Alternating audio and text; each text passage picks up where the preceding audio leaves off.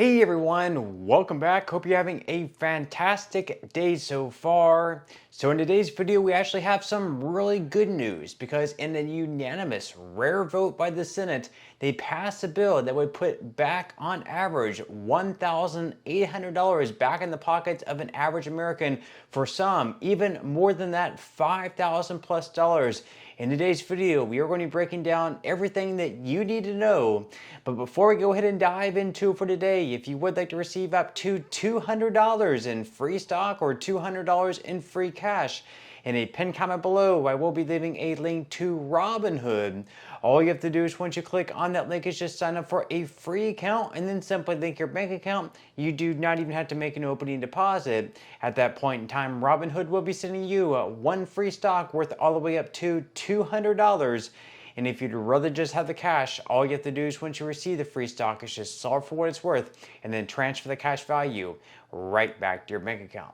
Okay, so diving right into it for today. So during President Donald Trump's campaign against Kamala Harris, he came out with many promises, a lot of them related around no tip, no tax. So one of his promises was no tax on Social Security benefits. Another one was no tax on overtime. And then finally, another one was no tax on tips. Now, the one on no tax on tips and the one on no tax on overtime also happened to be in his big, beautiful bill that he hopes to get signed into law at some point, by July or something like that. But actually, one of those could be even sooner than that, as in the Senate, in a unanimous vote, a bipartisan, something extremely rare. You don't see this very often where Republicans and Democrats actually come together and vote in the same fashion. But in this bill, in the no tax on tips bill, we had Republicans voting in favor of it, we had Democrats voting in favor of it, and they passed it through the Senate. So now the bill goes on to the House, and in the House, definitely, I do expect for it to pass, considering that Republicans are back in the bill. We have Democrats back in the bill. So this bill could very easily pass in the House as well and get sent on to President Donald Trump's desk to be signed into law. So they might get this signed and passed before, that big, beautiful bill that Donald Trump is wanting to have passed by July or so,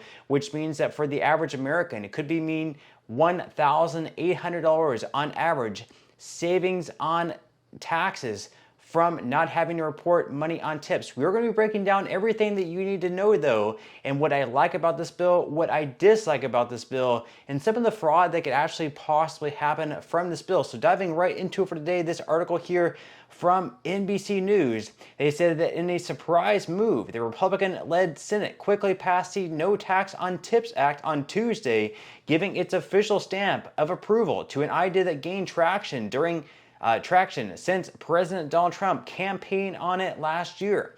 The legislation would create a tax deduction worth up to $25,000 for tips, limited to cash tips that workers report to employers for withholding purposes on payroll taxes. The tax break would also be restricted to employees who earn $160,000 or less in 2025, an amount that will rise with inflation in coming years. So a couple of very important numbers there. The tax deduction is limited to $25,000. So for instance, you earn $50,000 in tips, you can only deduct $25,000 worth of those tips. You can't deduct the full amount, so you will have to pay some taxes on your tips, but $25,000 instead of $50,000. The second number there, of course, is this is going to be restricted to employees only earning less than $160,000. This is also going to be indexed to inflation. So if someone makes, let's say, for example, $200,000, then it looks like they aren't going to be able to deduct anything. They won't be able to deduct the $25,000.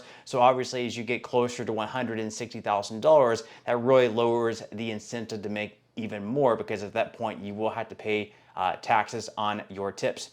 Now they go on here to say that it was introduced in January by Senator Ted Cruz, a Republican out of Texas, and a bipartisan group of co-sponsors, including Nevada's two Democratic senators, Jackie Rosen and Catherine Cortez Masto.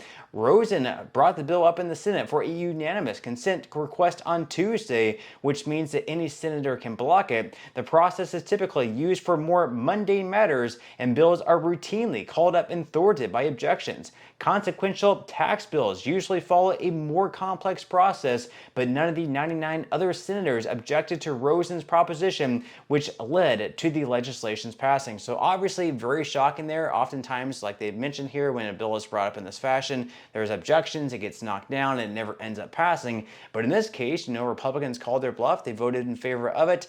And, in consequence, the bill passed through the Senate. Once again, it has a very strong chance of passing in the House. And then, of course, Donald Trump is going to sign the bill into law. Now, the article here also goes on to say that the legislation follows through on proposals on the campaign trail last year with both Trump and his Democratic rival, then Vice President Kamala Harris, backing versions of the idea. While the National Restaurant Association threw its support behind Cruz's bill earlier this year, labor advocates and tax policy experts have largely criticized it. At best, critics say eliminating taxes on tips would be a marginal victory for hourly workers, many of whom don't make enough to pay federal income taxes anyways. Some also warn the change could incentivize employers to reclassify wages as tips for tax savings. And that's one of my big concerns as well, that we might have employers reclassify income for, certain employees or maybe all their employees as tips. That way they won't have to match the FICA tax, the Social Security and Medicare tax. They'll be saving around 7% in taxes from that alone. So I'm really concerned about that. Not sure exactly how they're going to be able to cut down fraud from that. More on that later though. But they go on here also to mention that in the meantime, consumers say they're tired of being asked so frequently to kick in gratuities, and many have been pulling back. Some restaurant workers, for their part, aren't sold on scrapping the tip pay system together, but told NBC News during the campaign that eliminating tip taxes wasn't a top economic priority.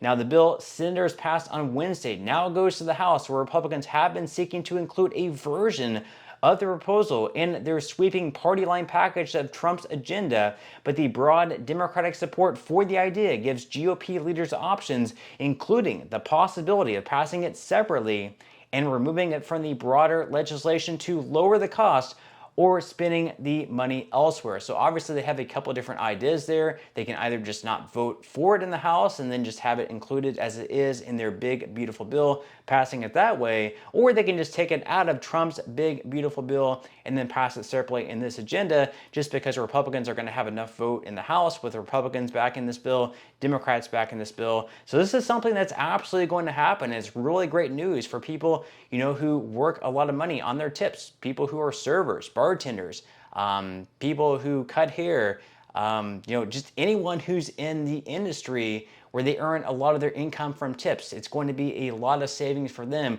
We're going to be breaking down the numbers in just a minute though, but of course, according to Today News, the average tax cut would be about $1,800 a year or $35 a week as far as who benefits from no taxes on tips, and just sort of breaking down the numbers there. That's according to the Tax Policy Center, which is a nonpartisan research organization. Now, as far as what I like, obviously, a lot of savings for people. As I mentioned there, $1,800 on average. Someone who's struggling, someone who's a server, struggling, whether they're a single mom, a single parent, or even just a family together and they're struggling, saving that much more money, having $2,000, $3,000 in savings back in their pockets. That's going to be extremely helpful for families. For single parents, it's going to be a great thing in savings. However, what I don't like here is the potential for fraud. What they mentioned there is that we could have certain employers reclassify earnings for employees as tips.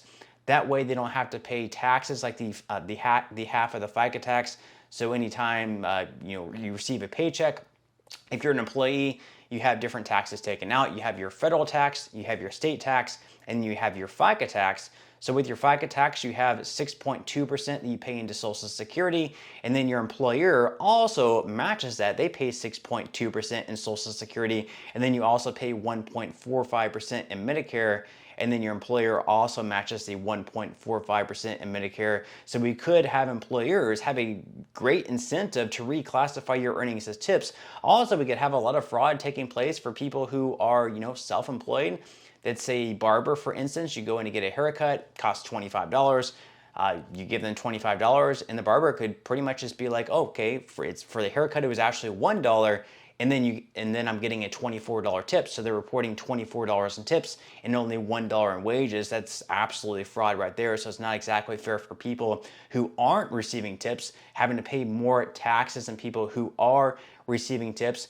There's a lot of potential savings there, because it's just, say for example, the tax bracket is going to be 22 to 24% for someone earning $160,000 per year, whether they're a single filer or a joint filer. For joint filers, that tax bracket would be 24%. For a single filer, it's 22%. Actually, I'm sorry, it's 24% for single filers, 22% for joint filers, and then you're paying anywhere between 7.65 to 15.3% in FICA taxes, depending on whether you're an employee or you're self-employed. So total taxes at $160,000 per year. If you are a single filer and you're self-employed, you're going to be paying 39.3% taxes at the $160,000 tax bracket. With that, if you're self-employed and you get the full $25,000 deduction, you're going to be saving $9,825 in taxes. That's going to be a lot of money right back in your pocket there. Now, as I mentioned there, the average savings is only $1,800, but you have the capabilities of saving all the way up to $9,825, close to $10,000 there. One thing I also don't like is if you don't take that extra savings and invest it in an IRA or a brokerage, or just save it, then it's also going to mean you're going to be receiving fewer Social Security benefits down the line, because at that time, during these years, you're going to be reporting fewer wages, which means that whenever you go to file for Social Security benefits, you're also going to receive a lower benefit, because all these years it's going to make it look like you earned less income, less wages, because you're not reporting as much. You're able to deduct more.